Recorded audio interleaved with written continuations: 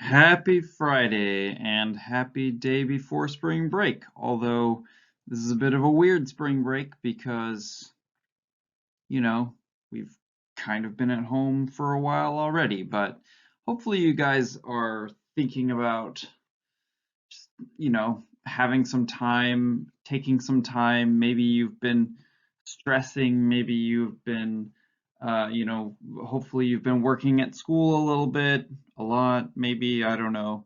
But being able to, even though you may still be stuck at home, do something, take some time for yourself. So I'm um, I'm gonna keep this one hopefully under an hour and let you guys go finish up whatever you need to finish up before break comes on.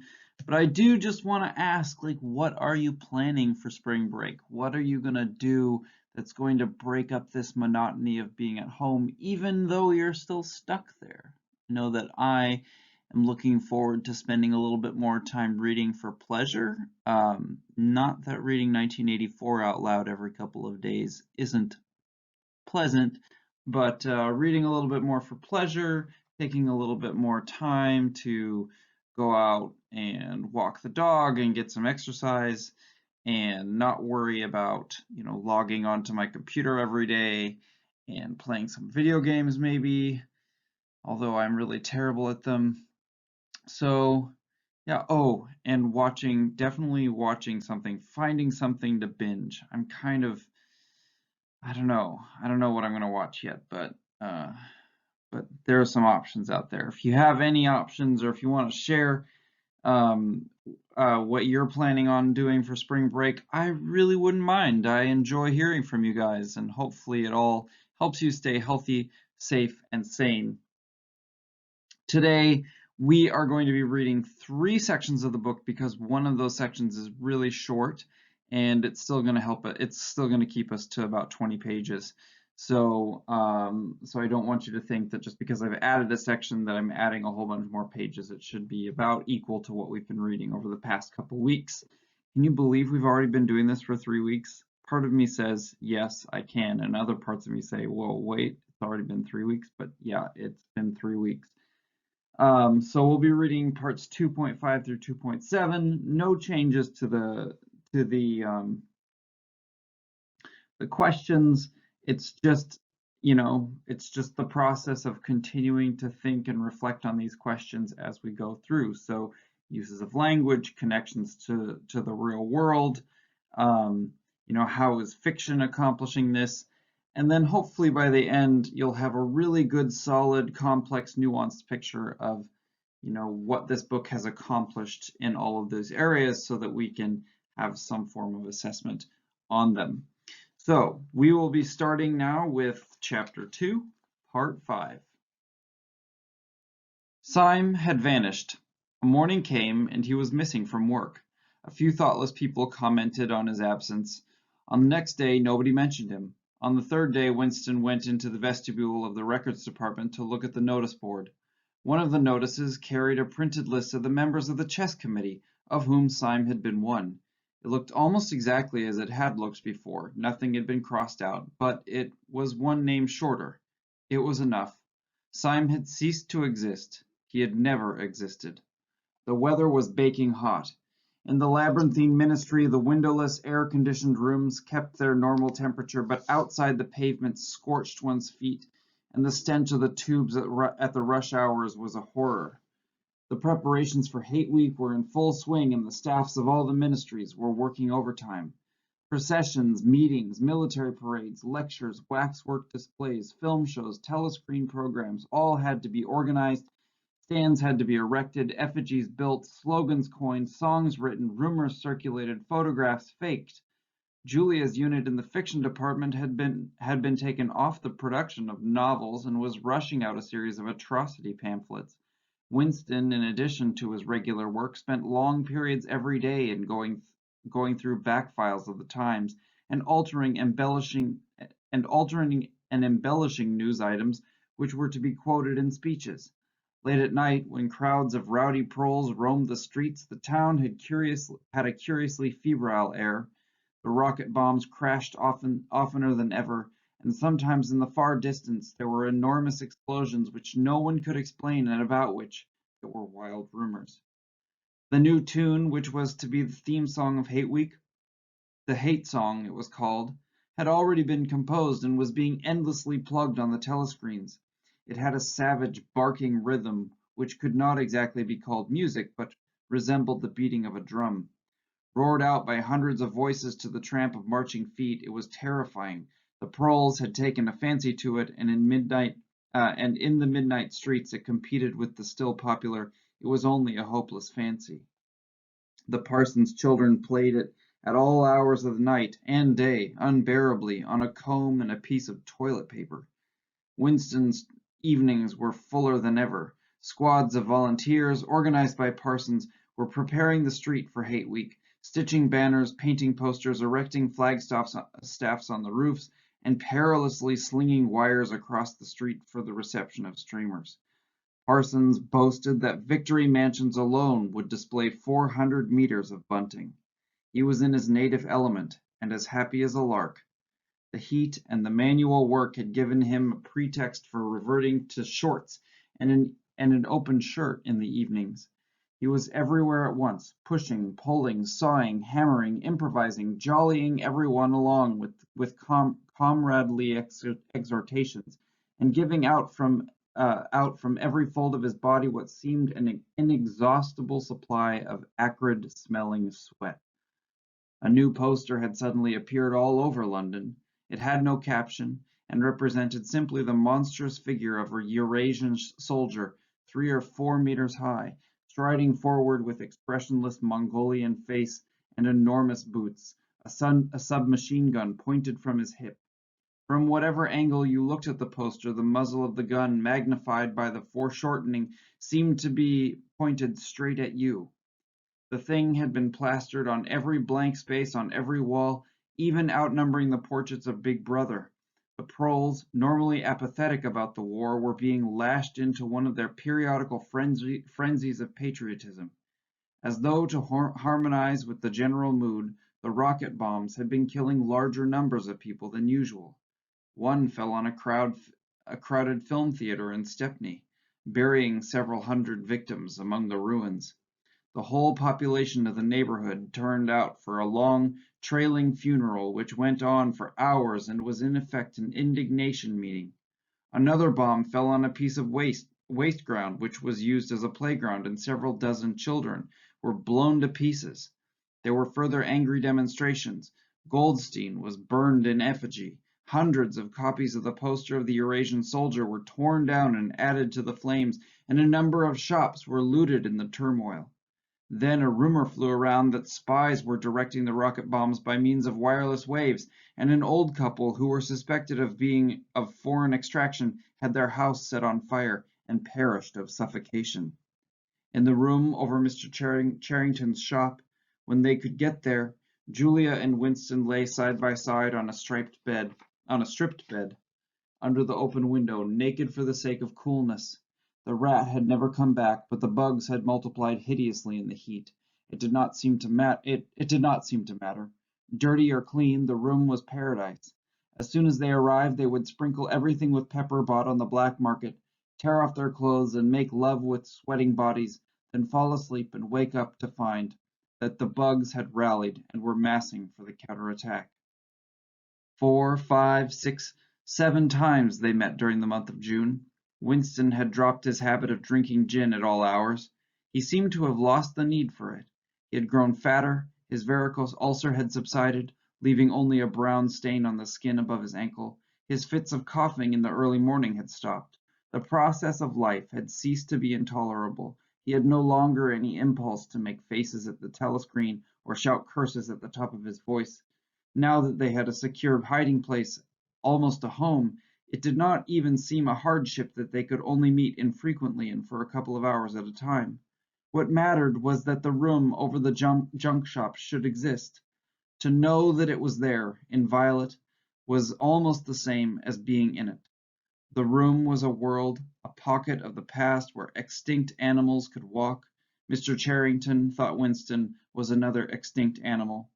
He usually stopped to talk with Mr. Charrington for a few minutes on his way upstairs. The old man seemed seldom or never to go out of doors, and on the other hand to have almost no customers. He led a ghost-like existence between the tiny, dark shop and an even tinier back kitchen, where he prepared his meals and which contained, among other things, an unbelievably ancient gramophone with an enormous horn. He seemed glad of the opportunity to talk, wandering about among his worthless stock, with his long nose and thick spectacles and his bowed shoulders in the velvet jacket. He had always vaguely the air of being a collector rather than a tradesman.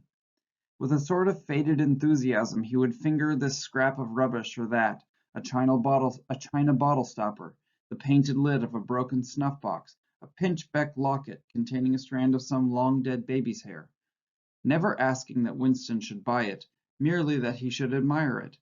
To talk to him was like listening to the tinkling of a worn-out musical box. He had dragged out from the corners of his memory some more fragments of forgotten rhymes.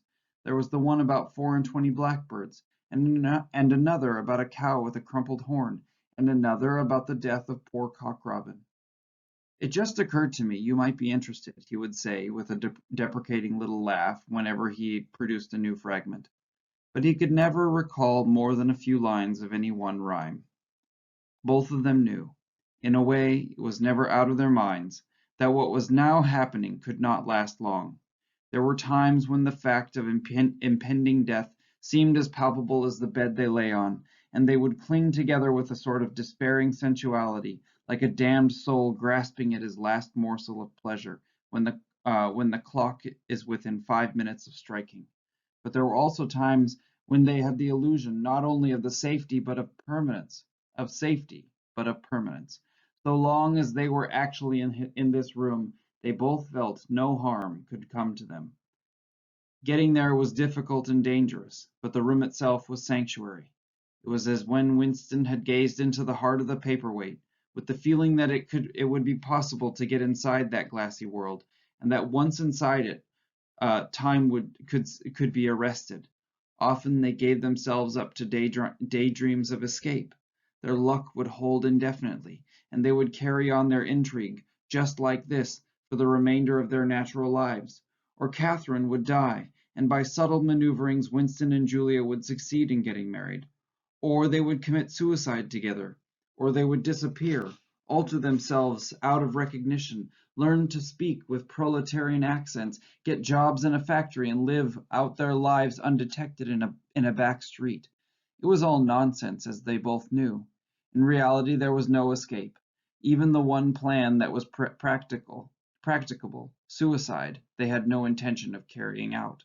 To hang on from day to day and from week to week, spinning out a present that had no future, seemed an unconquerable instinct, just as one's lungs will always draw the next breath so long as there is air available. Sometimes, too, they talked of engaging in active rebellion against the party, but with no notion of how to take the first step. Even if the fabulous brotherhood was a reality, there still remained the difficulty of finding one's way into it. He told her of the strange intimacy that existed, or seemed to exist, between himself and O'Brien, and of the impulse he sometimes felt simply to walk into O'Brien's presence, announce that he was the enemy of the party, and demand his help.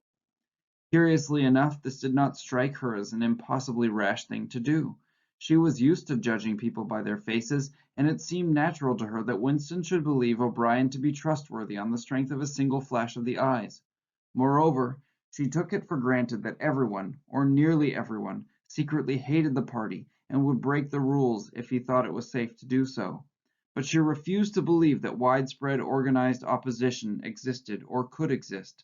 The tales about Goldstein and his underground army, she said, were simply a lot of rubbish which the party had invented for its own purposes, and which you had to pretend to believe in. Times beyond number, at party rallies and spontaneous demonstrations, she had shouted at the top of her voice for the execution of people whose names she had never heard and in whose supposed crimes she had not the faintest belief. When public trials were happening, she had taken her place in the detachments from the Youth League who surrounded the courts from morning to night, chanting at intervals, "Death to the traitors." During the 2 minutes hate, she always excelled all others in shouting insults at Goldstein. Yet she had only the dimmest idea of who Goldstein was and what doctrines he was supposed to represent. She had grown up since the Revolution and was too young to remember the ideological battles of the 50s and 60s, since such a thing as an independent political movement was outside her imagination, and in any case, the party was invincible. It would always exist, and it would always be the same. You could only rebel against it by secret disobedience or, at most, by isolated acts of violence, such as killing somebody or blowing something up. In some ways, she was far more acute than Winston and far less susceptible to party propaganda. Once, when he happened in some connection to mention the war against Eurasia, she startled him by saying casually that in her opinion the war was not happening. The rocket bombs which fell daily on London were probably fired by the government of Oceania itself, just to keep people frightened. This was an idea that had literally never occurred to him. She also stirred a sort of envy in him by telling him that during the 2 minutes hate, her great difficulty was to avoid bursting out laughing. But she only questioned the teachings of the party when they in some way touched upon her own life. Often she was ready to accept the official mythology, simply because the difference between truth and falsehood did not seem important to her. She believed, for instance, having learnt it at school, that the party had invented airplanes. In his own school days, Winston remembered in the late 50s it was only the helicopter that the party claimed to have invented. A dozen years later, when Julia was at school, it was already claiming the airplane. One generation more, and it would be claiming the steam engine. And when he told her that airplanes had been in existence before he was born and long before the Revolution, the fact struck her as totally uninteresting. After all, what did it matter who had invented airplanes? It was rather more of a shock to him when he discovered from some chance remark that she did not remember that Oceania, 4 years ago, had been at war with East Asia and at peace with Eurasia. It was true that she regarded the whole war as a sham, but apparently she had not even noticed that the name of the enemy had changed. "I thought we'd always been at war with Eurasia," she said vaguely. It frightened him a little. The invention of airplanes dated from long before her birth, but the switchover in the war had happened only 4 years ago, well after she was grown up. He argued with her about it for perhaps a quarter of an hour. In the end, he succeeded in forcing her memory back until she did dimly recall that at one time East Asia and not Eurasia had been the enemy. But the issue still struck her as unimportant. "Who cares?" she said impatiently. "It's always one bloody war after another, and one knows the news is all lies anyway."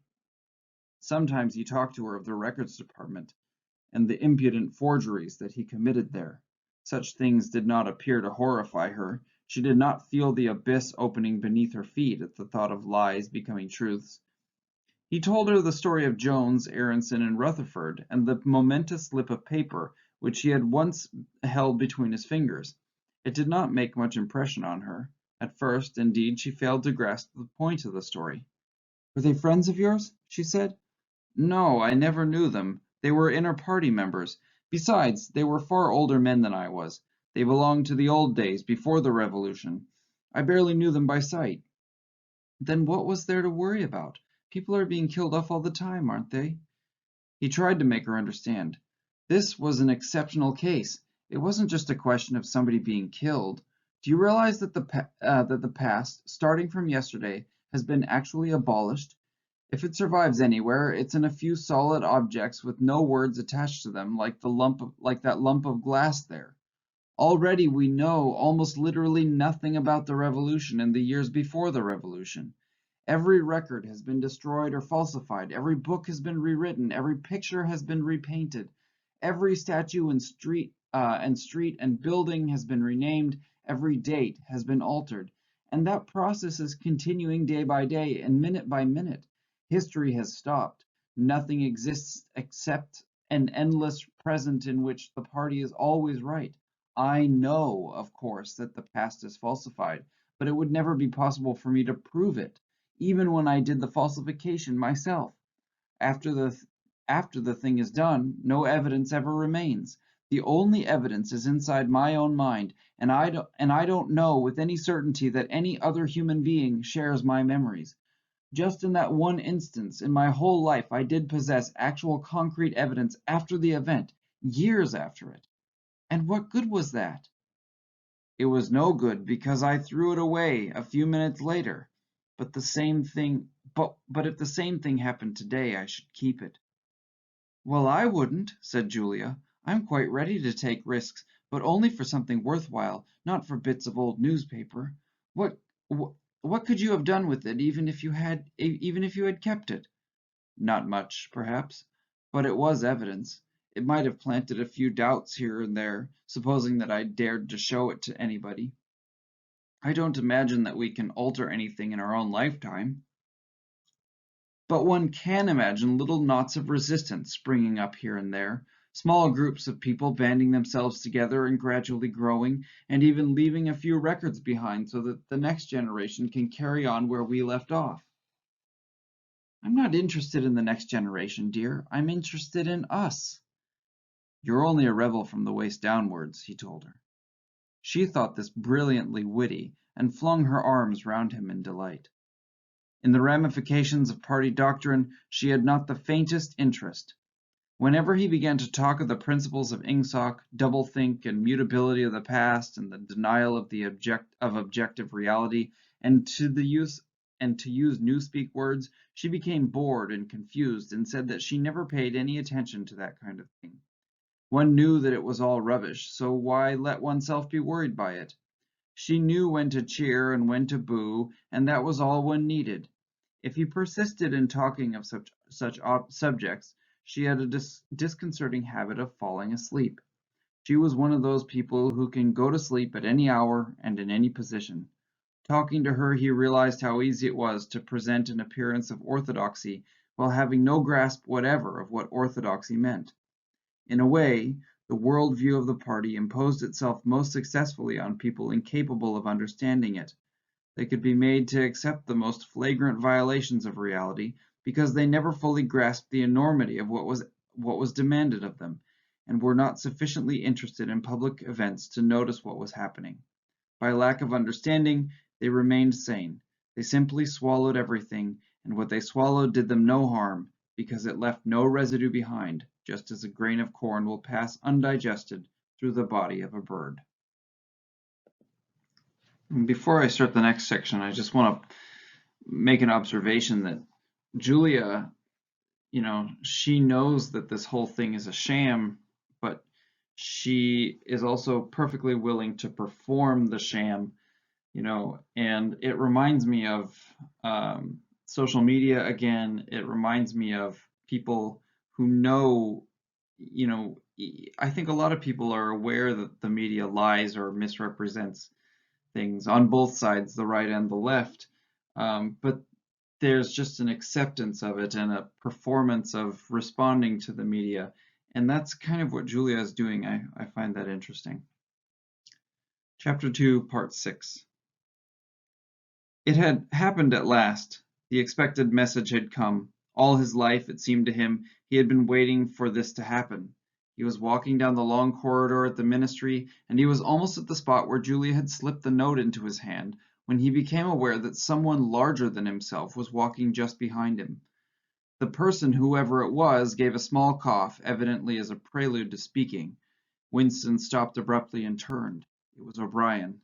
At last they were face to face, and it seemed that his only impulse was to run away. His heart bounded violently. He would have been incapable of speaking. O'Brien, however, had continued forward in the same movement, laying a friendly hand for a moment on Winston's arm, so that the two of them were walking side by side. He began speaking with the peculiar grave courtesy that differentiated him from the majority of inner party members. "I have been hoping for an opportunity of talking to you," he said. "I was reading one of your Newspeak articles in the Times the other day. You take a scholarly interest in Newspeak, I believe." Winston had recovered part of his self-possession. "Hardly scholarly," he said. "I'm only an amateur. It's not my subject. I've never had anything to do with the actual construction of the language." "But you write it very elegantly," said O'Brien. "That is not only my own opinion. I was talking recently to a friend of yours who is certainly an expert. His name has slipped my memory for the moment." Again Winston's heart stirred painfully. It was inconceivable that this was anything other than a reference to Syme. But Syme was not only dead, he was abolished, an unperson. Any identifiable reference to him would have been mortally dangerous. O'Brien's remark must obviously have been intended as a signal, a code word. By sharing a small act of thought crime, he had turned the two of them into accomplices. They had continued to stroll slowly down the corridor, but now O'Brien halted. With the curious disarming friendliness that he always managed to put into the gesture, he resettled his spectacles on his nose. Then he went on. "What I had really intended to say was that in your article I noticed you had used two words which have become obsolete, but they have only become so very recently. Have you seen the 10th edition of the Newspeak Dictionary?" "No," said Winston. "I didn't think it had been issued yet. We are still using the 9th in the Records Department." "The 10th edition is not due to appear for some months, I believe, but a few advance copies have been circulated. I have one myself. It might interest you to look at it, perhaps?" "Very much so," said Winston, immediately seeing where this tended.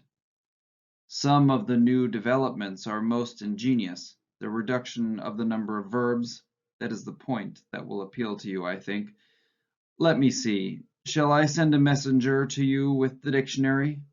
But I am afraid I invariably forget anything of that kind. Perhaps you could pick it up at my flat at some time that suited you? Wait, let me give you my address." They were standing in front of a telescreen. Somewhat absent-mindedly, O'Brien felt two of his pockets and then produced a small leather-covered notebook and a gold ink pencil. Immediately beneath the telescreen, it's in such a position that anyone who was watching at the other end of the instrument could read what he was writing, he scribbled an address, tore out the page, and handed it to Winston. "I'm usually at home in the evenings," he said. "If not, my servant will give you the dictionary." He was gone, leaving Winston holding the scrap of paper, which this time there was no need to conceal. Nevertheless, he carefully memorized what was written on it, and some hours later dropped it into the memory hole along with a mass of other papers. They had been talking to one another for a couple of minutes at the most, but there was only one meaning that the episode could possibly have. It had been contrived as a way of letting Winston know O'Brien's address. This was necessary because except by direct inquiry it was never possible to discover where anyone lived. There were no directories of any kind. "If you ever want to see me, this is where I can be found," was what O'Brien had been saying to him. Perhaps there would even be a message concealed somewhere in the dictionary. But at any rate, one thing was certain. The conspiracy that he had dreamed of did exist, and he had reached the outer edges of it. He knew that sooner or later he would obey O'Brien's summons. Perhaps tomorrow, perhaps after a long delay. He was not certain. What was happening was only the working out of a process that had started years ago. The first step had been a secret, involuntary thought. The second had been the opening of the diary. He had moved from thoughts to words and now from words to actions. The last step was something that would happen in the ministry of love. He had accepted it. The end was contained in the beginning, but it was frightening, or more exactly, it was like a foretaste of death, like being a little less alive. Even while he was speaking to O'Brien, when the meaning of the words had sunk in, a chilly shuddering feeling had taken possession of his body. He had the sensation of stepping into the dampness of a grave, and it was not much better because he had always known that the grave was there and waiting for him. So the plot thickens now as we move on to Chapter 2, Part 7. Winston had woken up with his eyes full of tears. Julia rolled sleepily against him, murmuring something that might have been, "What's the matter?" "I dreamt," he began, and stopped short. It was too complex to be put into words. There was the dream itself, and there was a memory connected with it that had swum into his mind in the few seconds after waking. He lay back with his eyes shut, still sodden in the atmosphere of the dream. It was a vast, luminous dream in which his whole life seemed to stretch out before him like a landscape on a summer evening after rain. It had all occurred inside the glass paperweight, but the surface of the glass was the dome of the sky, and inside the dome everything was flooded with clear, soft light in which one could see into interminable distances. The dream had also been comprehended by, indeed, in some sense it had consisted in, a gesture of the arm made by his mother, and made again 30 years later by the Jewish woman he had seen on the news film, trying to shelter the small boy from the bullets before the helicopters blew them both to pieces. "Do you know," he said, "that until this moment I believed I had murdered my mother." "Why did you murder her?" said Julia, almost asleep. "I didn't murder her, not physically." In the dream he had remembered his last glimpse of his mother, and within a few moments of waking the cluster of small events surrounding it had all come back. It was a memory that he must have deliberately pushed out of his consciousness over many years. He was not certain of the date, but he could not have been less than 10 years old, possibly 12, when it had happened. His father had disappeared some time earlier. How much earlier he did not remember. He remembered better the rackety, uneasy circumstances of the time, the periodical panics about air raids and sheltering in tube stations, the piles of rubble everywhere, the unintelligible proclamations posted at street corners, the gangs of youths in shirts all the same color, the enormous queues outside the bakeries, the intermittent machine gun fire in the distance, above all the fact that there was never enough to eat. He remembered long afternoons spent with the other boys in scrounging round dustbins and rubbish heaps, picking out the ribs of cabbage leaves, potato peelings, sometimes even scraps of stale bread crust from which they carefully scraped away the cinders, and also in waiting for the passing of trucks which traveled over a certain route and were known to carry cattle feed, and which, when they jolted over the bad patches of the road, sometimes spilt a few fragments of oil cake. When his father disappeared, his mother did not show any surprise or any violent grief, but a sudden change came over her. She seemed to have become completely spiritless. It was evident, even to Winston, that she was waiting for something that she knew must happen. She did everything that was needed, cooked, washed, mended, made the bed, swept the floor, dusted the mantelpiece. Always very slowly and with a curious lack of superfluous motion, like an artist's lay figure moving of its own accord. Her large, shapely body seemed to relapse naturally into stillness. For hours at a time she would sit almost immobile on the bed nursing his young sister, a tiny, ailing, very silent child of 2 or 3, with a face made simian by thinness. Very occasionally she would take Winston in her arms and press him against her for a long time without saying anything. He was aware, in spite of his youthfulness and selfishness, that this was somehow connected with the never-mentioned thing that was about to happen. He remembered the room where they lived, a dark, close-smelling room that seemed half filled by a bed with a white counterpane. There was a gas ring in the fender and a shelf where food was kept, and on the landing outside there was a brown earthenware sink common to several rooms. He remembered his mother's statuesque body bending over the gas ring to stir at something in a saucepan. Above all, he remembered his continuous hunger and the fierce, sordid battles at mealtimes. He would ask his mother naggingly, over and over again, why there was not more food. He would shout and storm at her. He even remembered the tones of his voice, which was beginning to break prematurely and sometimes boomed in a peculiar way. He would attempt a sniveling note of pathos in his efforts to get more than his share. His mother was quite ready to give him more than his share. She took it for granted that he, the boy, should have the biggest portion.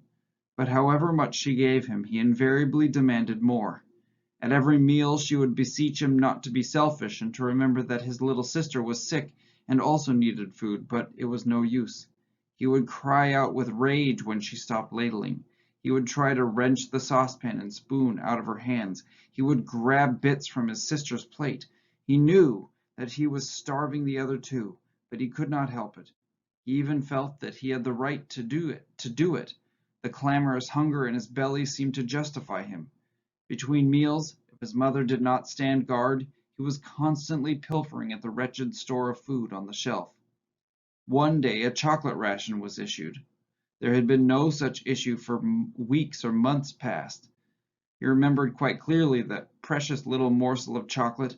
It was a 2-ounce slab. They still talked about ounces in those days, between the three of them. It was obvious that it ought to be divided into 3 equal parts. Suddenly, as though he were listening to somebody else, Winston heard himself demanding in a loud, booming voice that he should be given the whole piece. His mother told him not to be greedy. There was a long, nagging argument that went round and round, with shouts, whines, tears, remonstrances, bargainings, his tiny sister clinging to her mother with both hands, exactly like a baby monkey, sat looking over her shoulder at him with large, mournful eyes. In the end, his mother broke off 3/4 of the chocolate and gave it to Winston, giving the other quarter to his sister. The little girl took hold of it and looked at it dully, perhaps not knowing what it was. Winston stood watching her for a moment. Then, with a sudden, swift spring, he had snatched the piece of chocolate out of his sister's hand and was fleeing for the door. "Winston! Winston!" his mother called after him. "Come back! Give your sister back her chocolate!" He stopped, but he did not come back. His mother's anxious eyes were fixed on his face. Even now she was thinking about the thing, he did not know what it was, that was on the point of happening. His sister, conscious of having been robbed of something, had set up a feeble wail. His mother drew her arm round the child and pressed its face against her breast. Something in the gesture told him that his sister was dying. He turned and fled down the stairs, with the chocolate growing sticky in his hand. He never saw his mother again. After he had devoured the chocolate, he felt somewhat ashamed of himself and hung about in the streets for several hours until hunger drove him home. When he came back, his mother had disappeared. This was already becoming normal at the time. Nothing was gone from the room except his mother and his sister. They had not taken any clothes, not even his mother's overcoat. To this day he did not know with any certainty that his mother was dead. It was perfectly possible that she had merely been sent to a forced labor camp.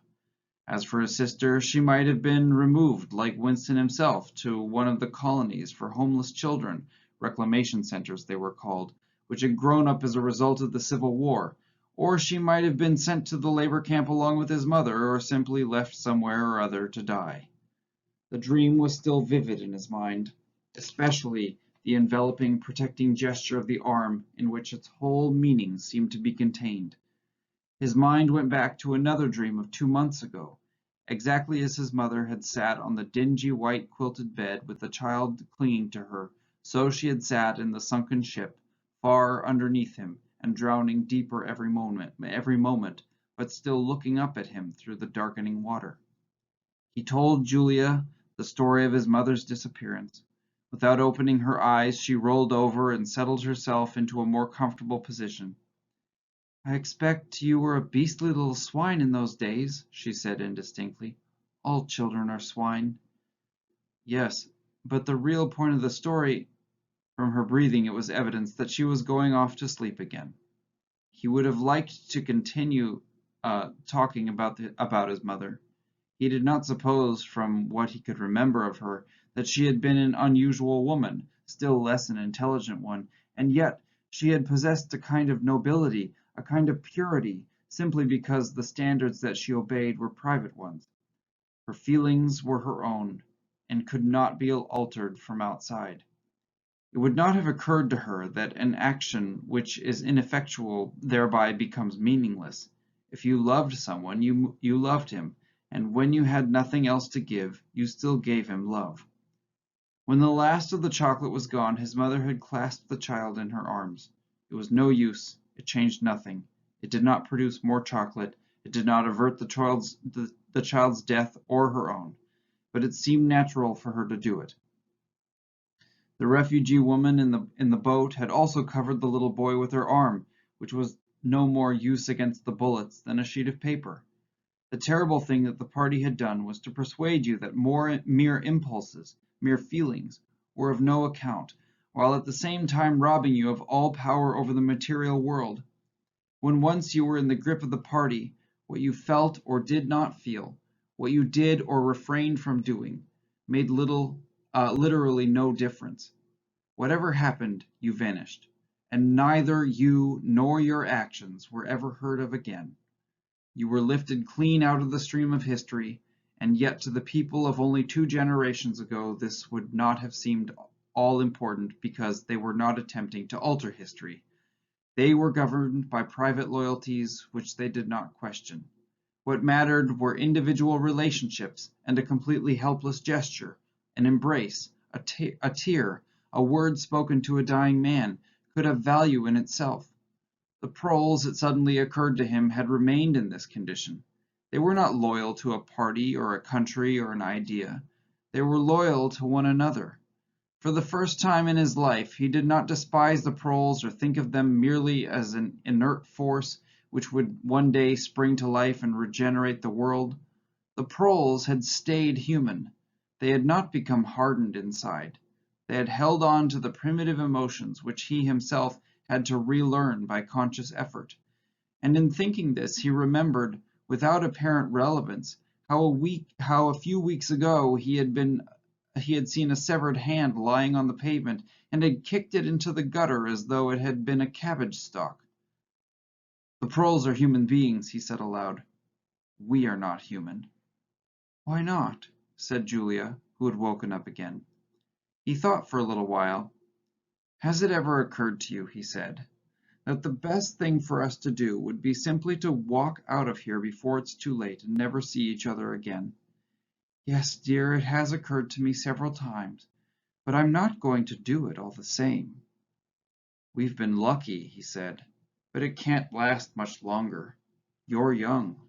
You look normal and innocent. If you keep clear of people like me, you might stay alive for another 50 years. No, I've thought it all out. What you do, I'm going to do. And don't be too downhearted. I'm rather good at staying alive. We may be together for another 6 months, a year, there's no knowing. At the end, we're certain to be apart. Do you realize how utterly alone we shall be? When once they get hold of us, there will be nothing, literally nothing, that either of us can do for the other. If I confess, they'll shoot you, and if I refuse to confess, they'll shoot you just the same.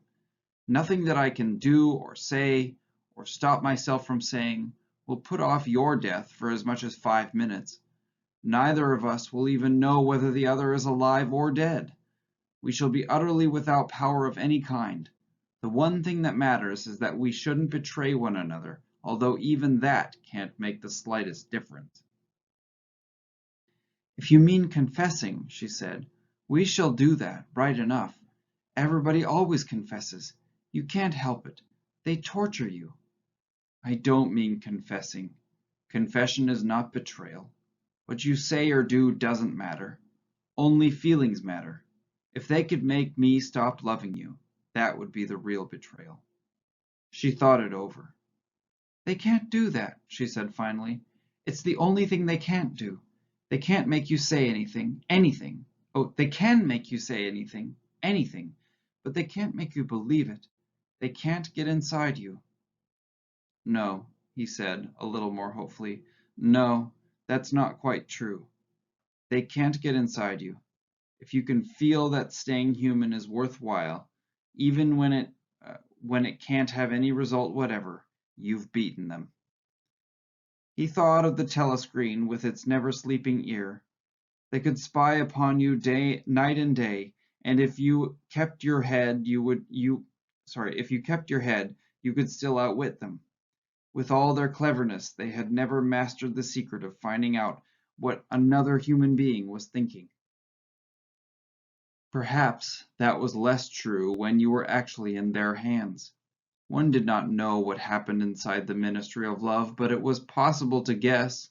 Tortures, drugs, delicate instruments that registered your nervous reactions, gradual wearing down by sleeplessness and solitude and persistent questioning. Facts, at any rate, could not be kept hidden. They could be tracked down by inquiry, they could be squeezed out of you by torture, but if the If the object was not to stay alive, but to stay human, what difference did it ultimately make? They could not alter your feelings; for that matter, you could not alter them yourself, even if you wanted to. They could lay bare in the utmost detail everything that you had done or said or thought, but the inner heart, whose workings were mysterious even to yourself, remained impregnable.